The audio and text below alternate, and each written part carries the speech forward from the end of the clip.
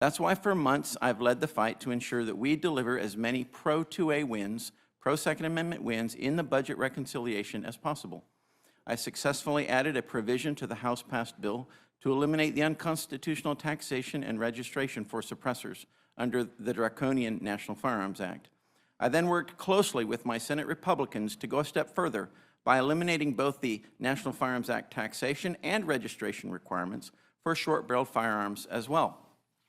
However, the unelected Senate parliamentarian struck this provision down, erroneously claiming that it violated the Byrd Rule.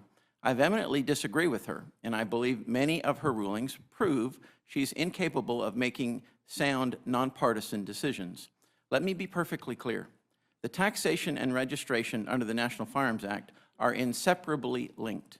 The registration database is the method used by the government to account for the tax paid on each firearm by the serial number of the firearm. And I'd like to show you something, an example of the tax stamp itself. And it says right here, submit the appropriate tax payment, and we will affix the National Firearms Act stamp. As you can see, it has a serial number on it. This is actually the serial number of the firearm for which the tax was paid. Now you have two taxes.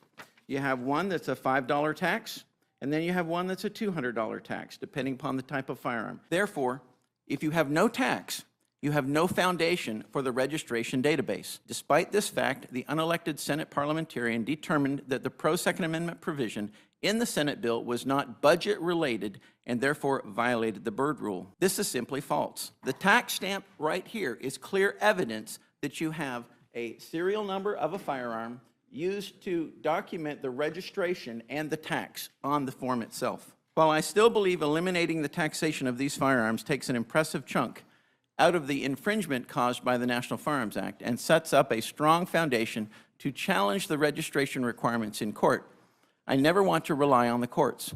I believe we can and must do more.